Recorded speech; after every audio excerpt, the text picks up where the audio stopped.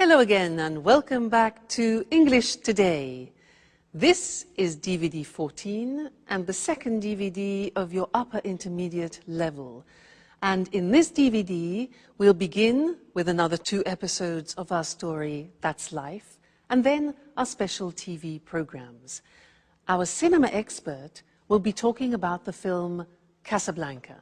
And then in our travel section, we'll be talking about ethical travel. Then, in the grammar section, we'll learn more about phrasal verbs, those difficult verbs followed by prepositions.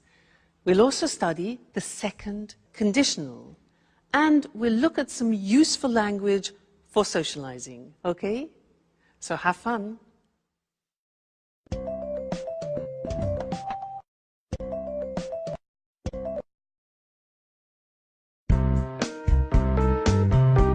Really? Peter was going to punch Jack? That's right. But luckily I arrived in time. I'm glad I decided to check up on them. Wow. What happened next? Well, Jack and I left, and I think Peter and Sharon carried on with their argument. Wow. Oh, it's a shame I wasn't there. But you knew about Jack and Sharon, didn't you? Well, yes. I found out by chance. I came across a photo of them together while I was cleaning one day. Wow. What an incredible story. Could you stop saying wow? This isn't a film. If it were a film, there would be a happy ending. Well, to tell you the truth, I think this is more exciting than The Bold and the Beautiful. What's going to happen now? I have no idea. If Sharon doesn't go to Japan, I think she and Jack will probably get back together. And how are you getting on? If I were you, I would forget Jack. Oh, don't worry about me. I'll get over him. Good girl.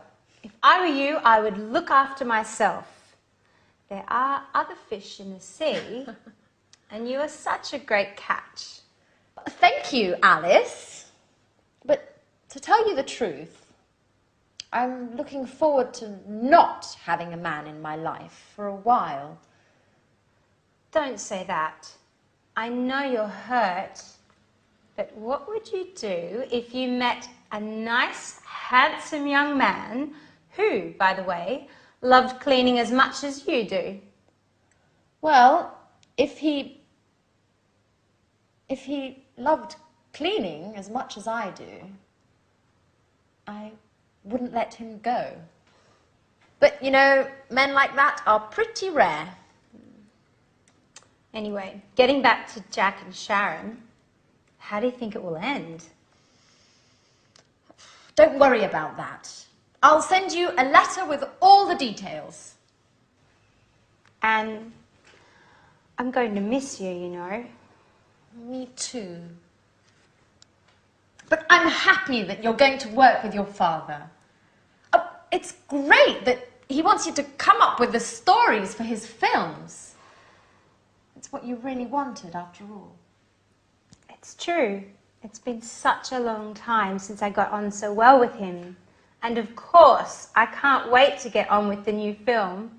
I'm so excited about it all. Another star in the family. Miss Dubois conquers Hollywood. Actors and actresses doing their best to impress her. No one can keep up with her. Especially because Mars is in line with Scorpio. And what are you going to do now, Anne? Well, the first thing I'll do is look for a new flatmate so I can carry on living in this apartment. You know how expensive it is. If I had the money, I would live here on my own. But you're not alone. There's Jack. And how long do you think he'll stay here? As soon as Peter leaves, he'll only be looking after Sharon and her apartment.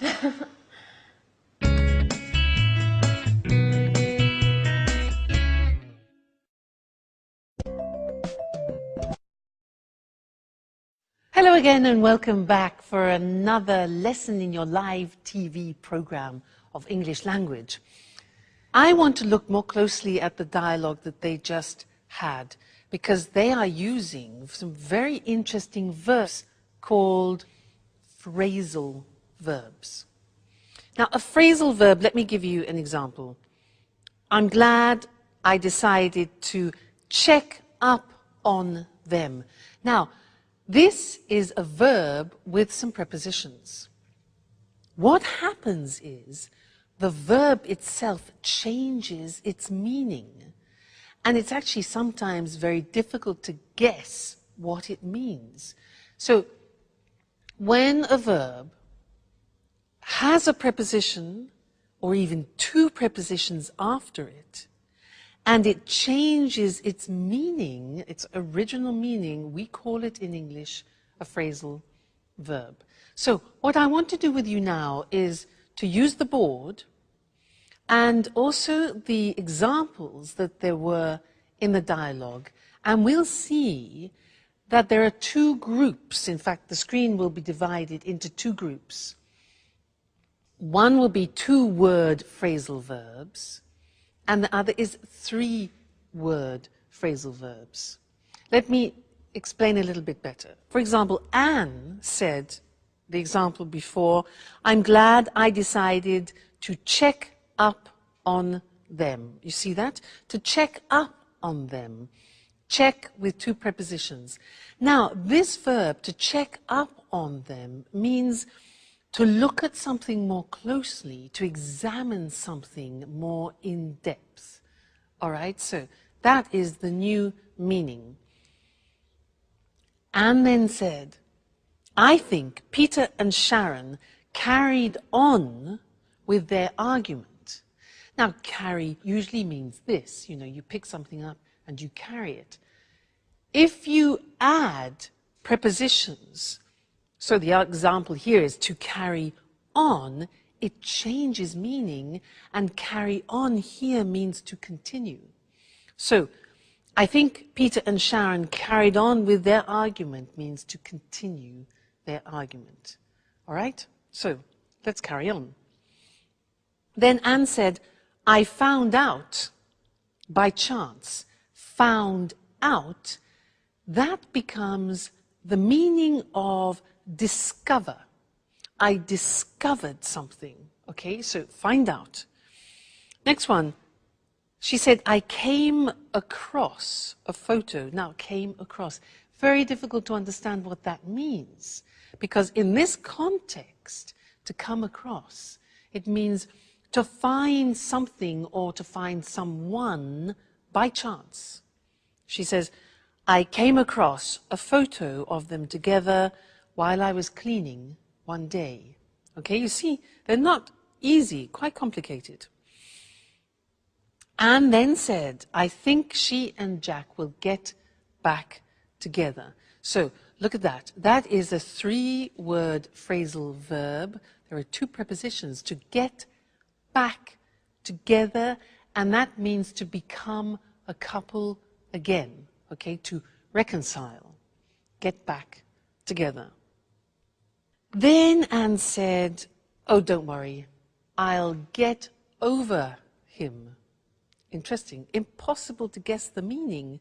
Get over means to forget about. I'll get over him means I'll forget him, all right?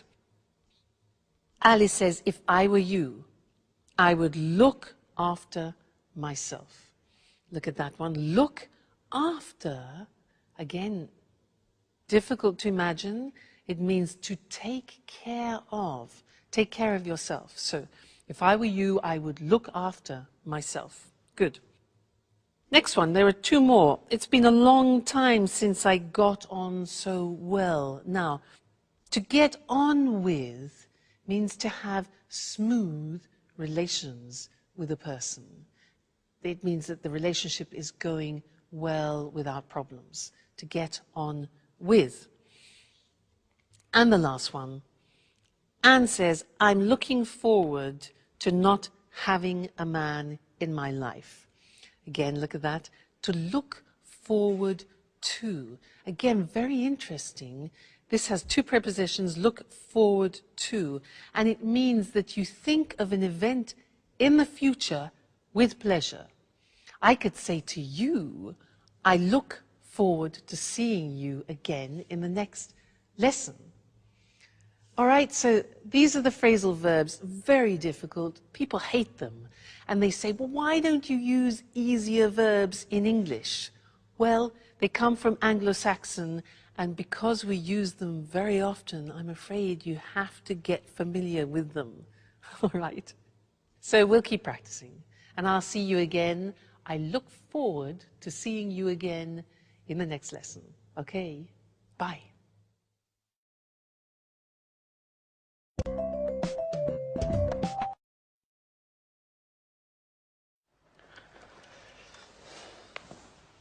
Hi, Sharon. Could I speak to you for a moment? Sure, Peter. I'm listening. You know, I thought a lot about what you told me.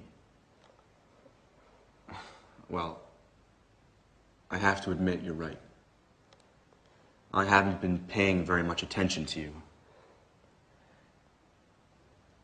I won't be angry if you don't want to stay with me. Oh, Peter. Don't worry about me. Just look forward to your musical. It's your big break, isn't it? If you weren't so committed, you wouldn't be the man for the job now, would you? You're a star, right? Yes, I know. It just isn't easy imagining Japan without you. It won't be easy for me either. But I'm sure it's the right decision for both of us. I hope so. If I were rich and famous already, I'd send along my private jet so you could visit me on weekends. Yeah, right. The petrol alone would cost you your fortune. Who cares? I'd be rich. So, while I wait for you to bring your career off and become rich, I might come visit you. Maybe with Anne. But if you're famous, you'll forget all about me. You'd let it go to your head and wouldn't have time to take care of me. I couldn't keep up with all those beautiful young actresses. How could I forget you, Sharon? By the way, would you mind me taking that beautiful photo of you along to Japan with me? The one hanging in the living room. It'll help me when I'm missing you. Especially in the beginning. Of course, Peter. Take it. I'll be happy to give it to you. Thank you. Well, I have to get on with packing. One last thing. If we were to meet in a few years, in two apartments close to each other, you with your new boyfriend, would you pretend not to know me like you did with Jack? Why do you ask me that? I don't know. Just curious. I guess it would be fun to meet you somewhere else and have a little secret between us two.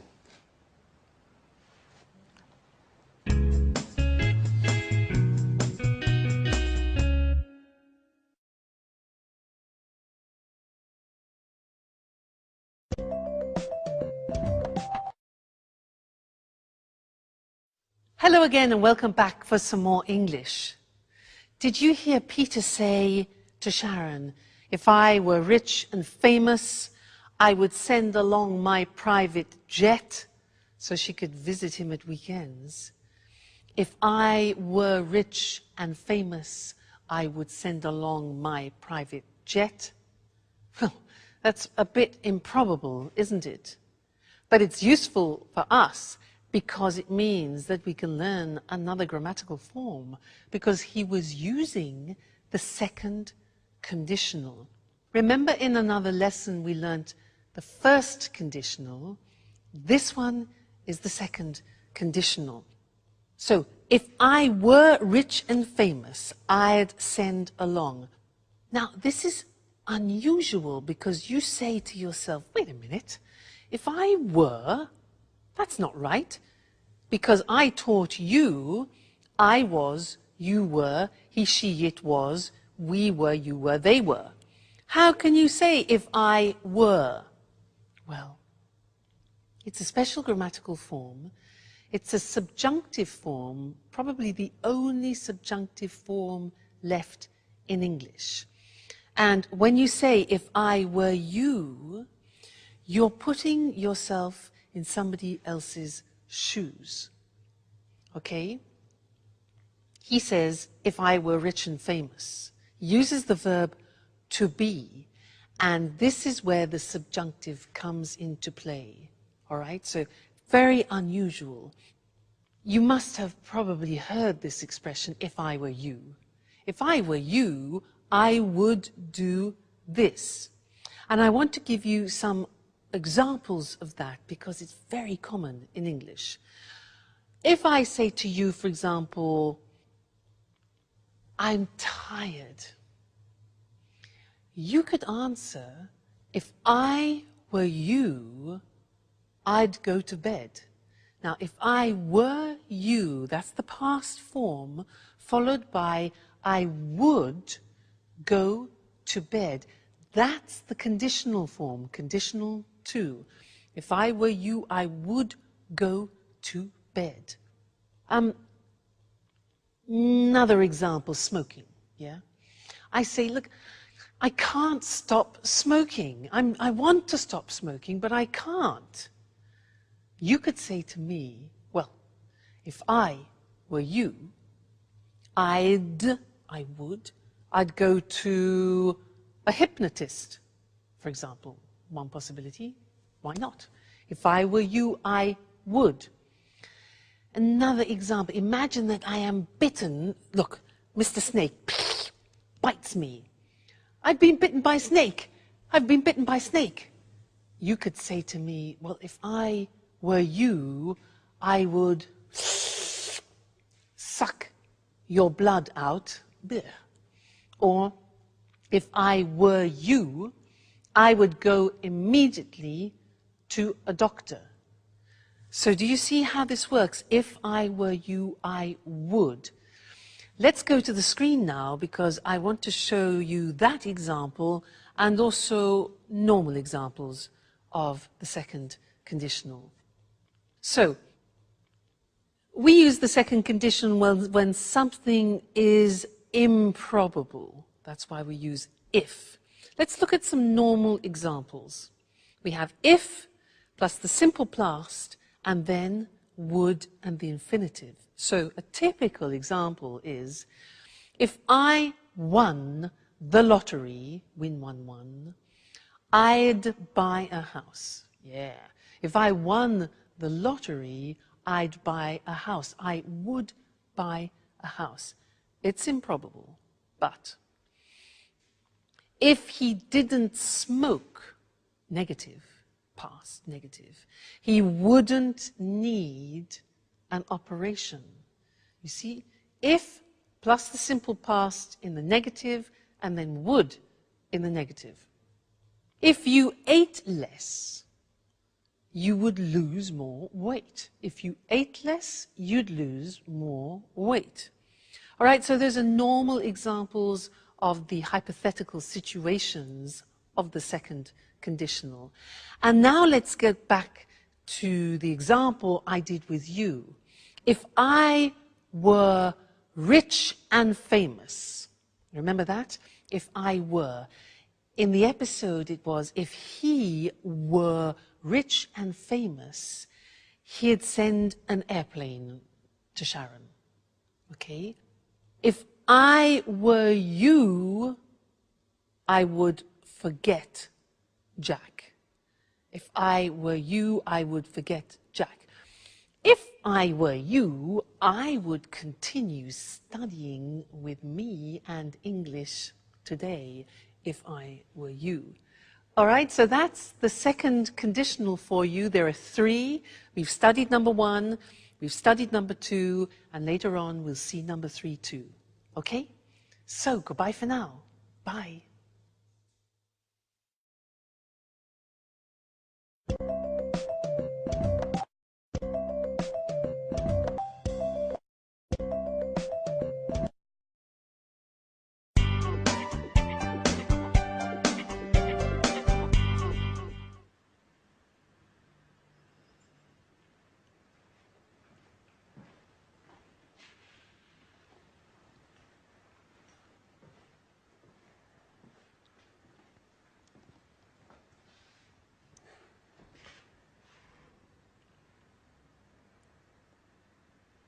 So it's just you and me, isn't it, Anne? Well, really, it's just me, all alone. Are you still angry? No, I was just joking. Of course, it'll be difficult to forget a man like you. You're just pulling my leg now, aren't you, Anne?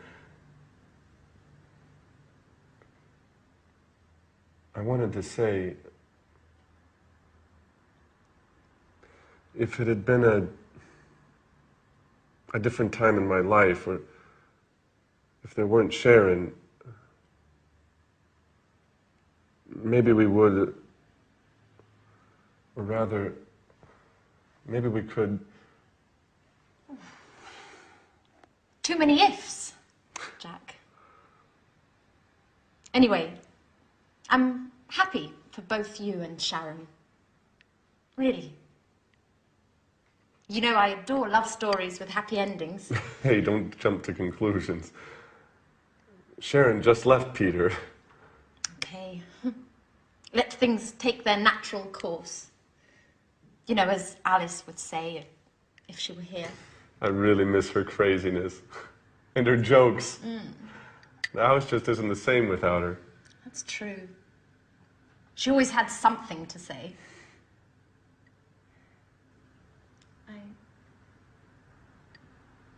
I miss so many things. Like Peter. I even miss his singing exercises. But they were awful. Our poor ears. I know, but I was used to them.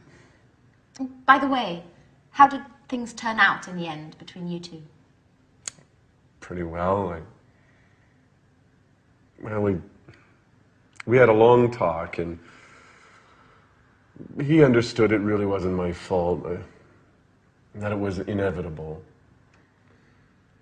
Peter was just too involved with his career to notice Sharon's needs and desires.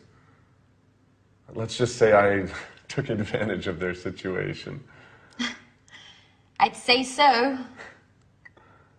You've never missed a chance like that in your life, have you? It's late. I have to go. I'm late as usual. By the way, Sharon and I are going to see a film tonight. Would you like to come? Thanks for the invitation, Jack. But I'd prefer to stay home. Anyway, a possible new flatmate is coming to take a look at the apartment, and well, his name's Nick. Well, actually, I've got to get things tidied up. That's right. Cleanliness is next to godliness, huh? Don't work too hard, Anne. Perhaps Nick is less tidy than Alice and I put together. Oh, no. I lost the battle with you two, but it's time to put an end to all this chaos. I'll ask him all the right questions, but if I get the feeling he doesn't like cleaning, I won't let him in the door.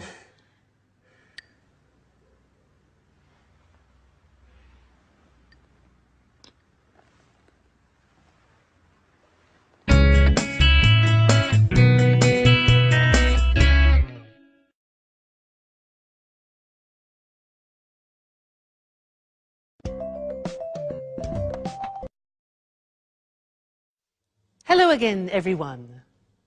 Jack exits and Nick enters. Maybe. We'll see. Now, I have a quiz for you. You've learnt a lot of language up until now, and I want to see how much you remember of what you've learnt. The quiz is this. I will say something which is wrong, and you, with all your grammar knowledge, must correct it. Let me give you an example. I say, when have you gone? Now that's wrong, because when uses the simple past. So we correct it and say, when did you go? All right, so that's the quiz. Your turn. What means this word? What means this word? Yeah, that's a question. With questions you need, auxiliaries. So, what means this word? What does this word mean? Yes. Next one. Has he any brothers? Question. Good. It's a question auxiliary. Does he have any brothers? Okay. Next one. This is more difficult. Be careful. I live here since 1977. I live here since 1977. Think of since. Yeah. Present perfect continuous. I have been living here since 1977. Great. Next one. What do you do tomorrow? What do you do tomorrow? Yeah, exactly. Do you do is the present tense. Tomorrow is the future. So, what are you doing tomorrow? Or what are you going to do tomorrow? Futures. Right. Next one. They haven't to work on Sundays. They haven't to work on Sundays. Negative. Wrong. Present tense, the auxiliary. Exactly. They don't have to work on Sundays. Great. Next one.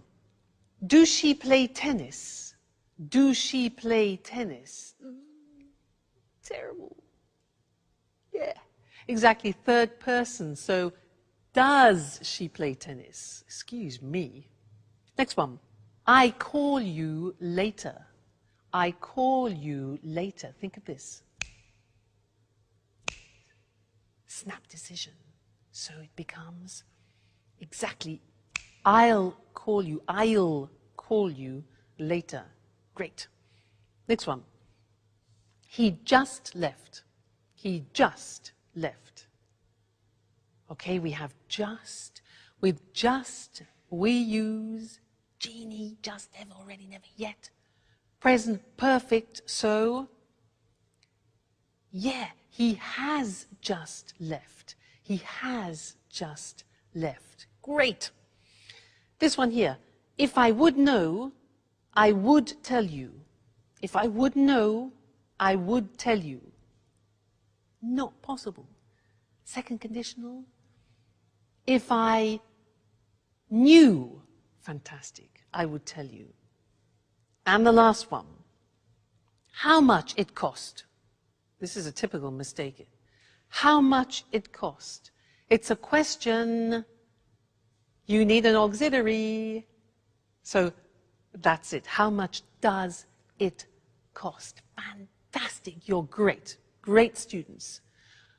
Keep on studying like this and you'll be able to speak English like me at the end of the course. All right? Great. Well, take care. Keep studying. See you in the next lesson. Okay? Bye.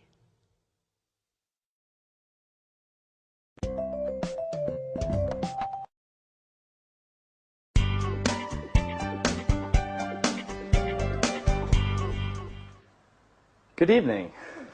My name's Nick. How do you do? How do you do, Nick? My name's Anne. It's a pleasure to meet you. The pleasure's all mine. So this is the apartment. It's very beautiful. And so clean and tidy. I love cleanliness. I'd even say that I'm a maniac for cleaning. Really? Well, yes. My friends give me a hard time. They say that I'm the mommy of the group. Is that so? My friends say the same thing about me. Well, there's another thing, Anne. To tell you the truth, it's a little embarrassing. I have another hobby which I adore. What would that be? Well, I just adore cooking. In fact, could I take a look at the kitchen? Are you okay, Anne? What? The kitchen. Do you think you could show me the kitchen? Oh, I'm sorry. It's just that, well, I love cooking. Fantastic. That way we can experiment and try out new dishes together, okay? So, where is it? Right. The kitchen is in there.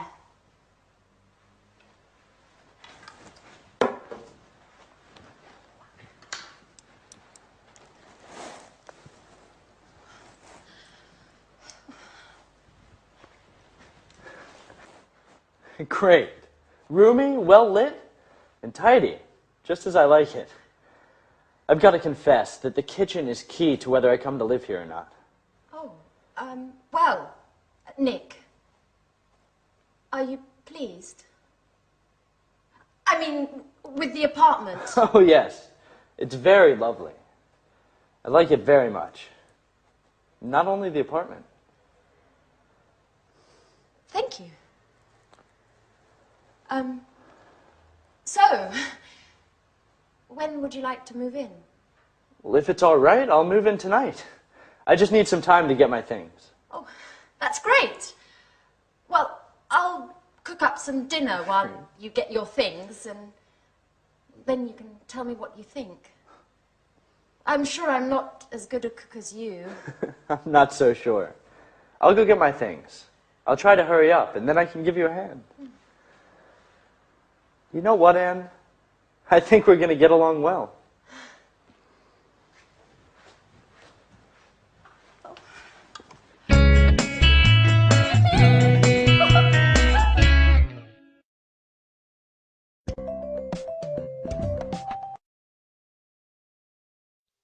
So Anne and Nick cleaned happily ever after. Now, in the last episodes, we have seen lives changing, we've seen people saying goodbye, and I want to look at that language that we use when we say farewell. Farewell in English is a word which means stay well in the future. So let's look at some of the language we can use. We heard, I'm sorry to see you go, and also, I'm going to miss you.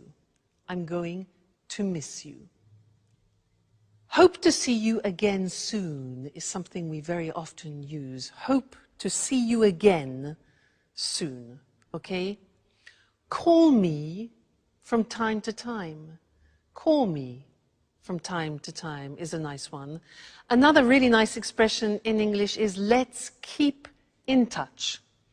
Let's keep in touch, all right, so that you continue having a contact with that person. Let's keep in touch.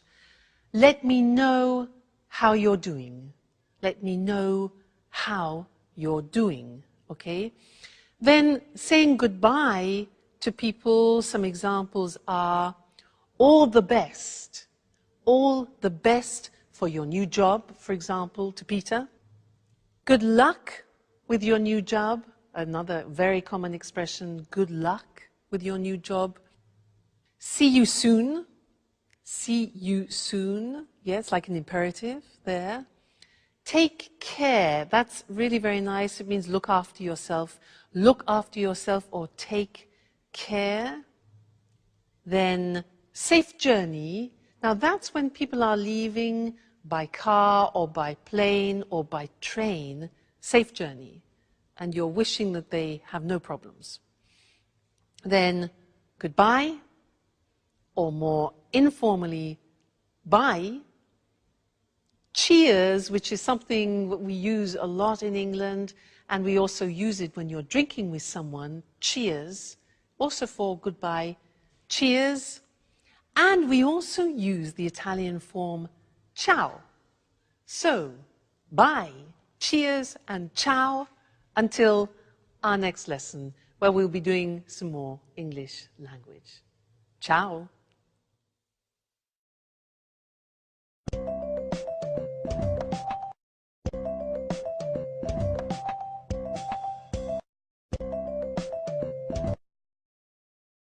Hello, hello. I'm Lucy Ross, and this is Talk Cinema.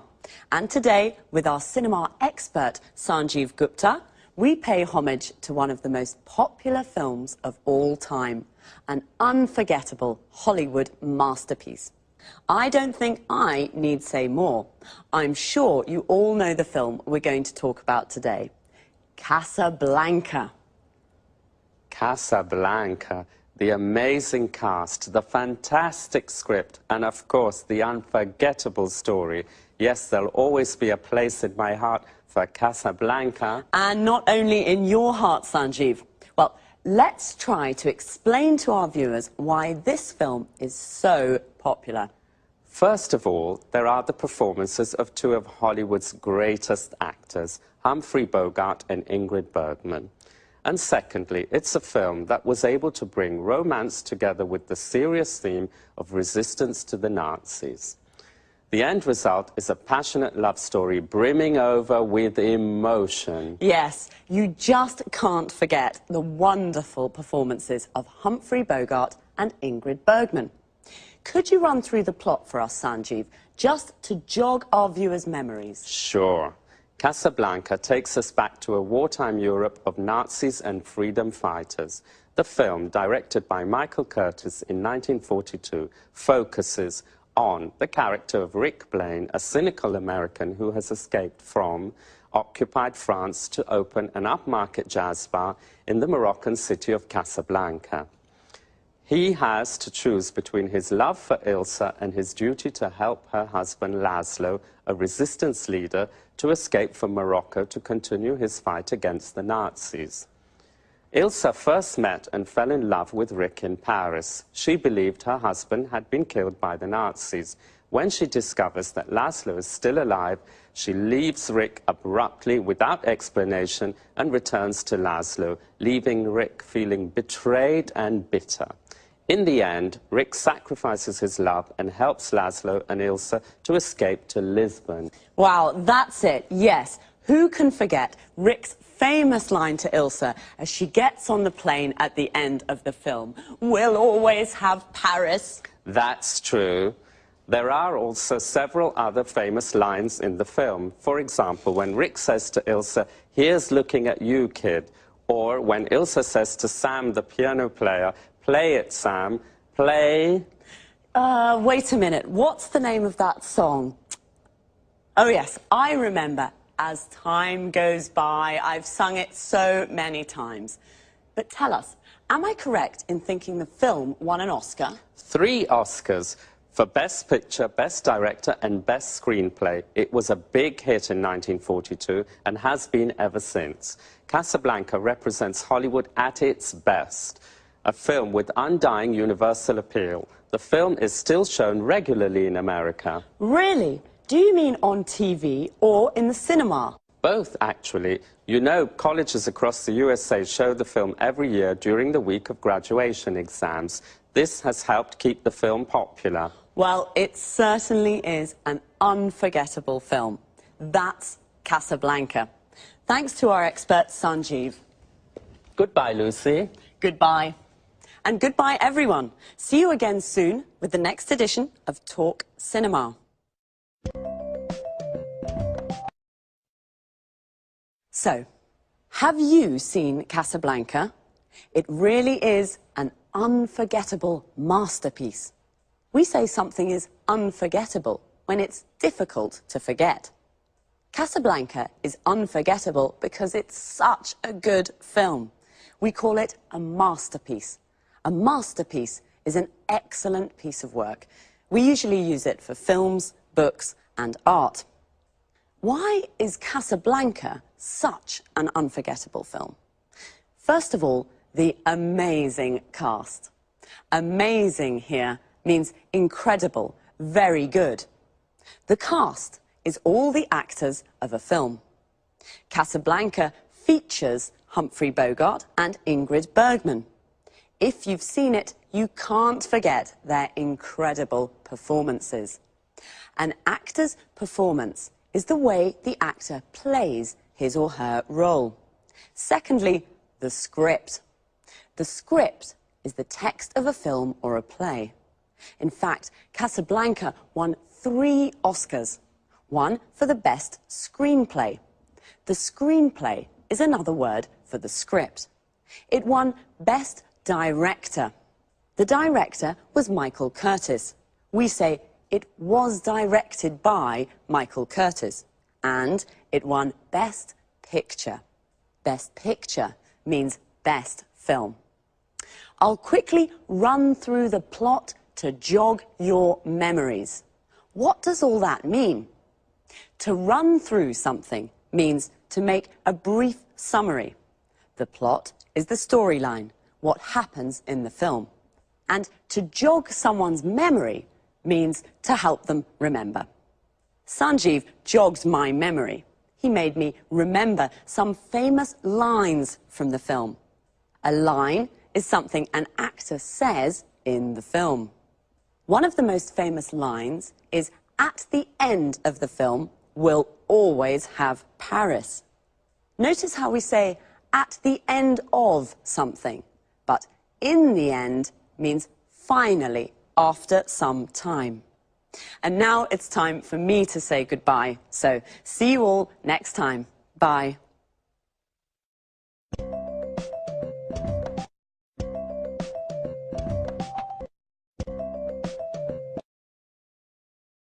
Good morning and welcome to this week's edition of the Travel Programme. In the studio with me, as always, is Christine Oteng, our travel expert. Good morning, Lucy, and hello to everyone. Are you dreaming of your next holiday? You can't wait to get away from it all. Thinking of going to an exotic, tropical destination? Well, let's have a look at some suggestions that will make your travels more rewarding and help local people too. So, over to you, Christine. Thanks, Lucy. Well, the golden rule for a true traveller is to respect the culture and environment of the country you're visiting. This is why I want to talk today about ethical travel. I'm not talking here about a weekend in Paris or a week on a Greek island, but more about tourism to more distant locations in poor, developing countries. Ethical travel is all about what to do when you're on holiday in one of these countries. Can you give an example? Sure. To start with, before you leave home, try to choose a travel company that gives part of its profits to a fund that supports local community projects. You know, with traditional tourism, only a very small percentage of the income generated by visitors actually goes to local people. Most of the money that tourists spend goes to multinational companies. Usually, these companies take their profits out of the country and do very little to help local communities and the local environment. You're right. The tourist industry can be a very cutthroat business. So, do you have any other suggestions on how we can travel ethically? Sure. Choose a resort that is built with local materials in the local style, or stay in local family-run hotels. Shop and eat where local people do. Use public transport and try to learn a few words of the language before you leave home. The only way to really get to know a country is to get in touch with local people. So, it can be useful to read up on the place you're going to visit and its culture before you leave home. Of course, tourists usually see the local culture as something colourful and exotic without really understanding it very well. It's important, though, to learn about local traditions and to respect them. Do this and your holiday will be much more rewarding experience. One more thing. Do remember to always ask before taking photos. And what about shopping? Is this against the concept of ethical travel? Absolutely not. Shopping's always fun, but do use your head when shopping. I mean, try to buy souvenirs from local markets and always pay a fair price for goods. Bargaining's fine, but don't beat the locals down too much. One important thing, never buy souvenirs made from endangered species. This is illegal and damages the local ecosystem. Fine. So an ethical traveller is a responsible tourist who knows how to combine the joys of travelling with a respect for the local culture and environment. Any more advice for us, Christine? Yes, just one last thing. Follow these suggestions and your travels will be a lot more rewarding and much more fun. I'm sure they will be. Well, thanks, Christine, for your really useful tips on how to be an ethical traveller. Well, that's all we have time for today, so goodbye, Christine. Goodbye to all travellers, and remember, travel ethically and enjoy your holidays more. See you soon with another edition of the Travel Programme. Goodbye. Well, I can't wait to get away from it all. I can't wait is an expression that means you're looking forward to something. To get away from it all means to have a holiday and leave your daily life behind. Today, Christine gave us some tips on how to be an ethical traveller. A tip is a piece of advice, a suggestion. First of all, what is ethical travel? It's travel that respects the local culture and environment. Local means from a specific place. For example, the local people are the people that live in a place, and the local culture is the culture from that place. The environment is the world that surrounds us, all the social, physical and cultural conditions of a place. Christine gave us a golden rule, a rule that should not be broken. The golden rule for an ethical traveller is, in fact, to respect the local culture and environment. She also suggested choosing a travel company that gives some of its profit to local communities. A community is a group of people living in the same area. A travel company is a company that organises tours to various parts of the world. And you should read up on the place you want to visit. To read up on something means to research and get information about something. The best place to stay is in a family-run hotel. Family-run means it's owned and managed by a family. And when you go shopping in a market, bargaining is okay. To bargain means to decide the price with the seller. If something costs $20, you bargain to pay $15. But don't beat the locals down too much. To beat someone down means to force them to reduce the price of something. That's all for this week. See you again soon.